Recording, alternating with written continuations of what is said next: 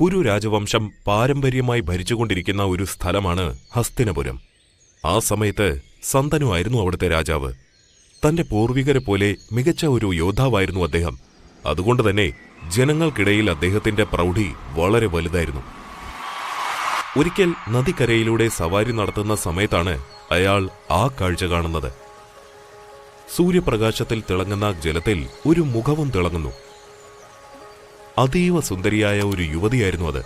തന്റെ ജീവിതത്തിൽ ഇത്രയധികം സൗന്ദര്യമുള്ള ഒരു യുവതിയെ സന്തനു കണ്ടിട്ടില്ലായിരുന്നു. നിന്നെപ്പോലെ സുന്ദരിയായ ഒരു സ്ത്രീയെ ഞാൻ ഇതുവരെ കണ്ടിട്ടില്ല.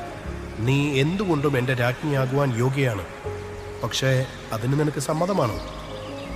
സന്തോഷം രാജൻ. എന്നാൽ എനിക്കൊരു നിബന്ധനയുണ്ട്.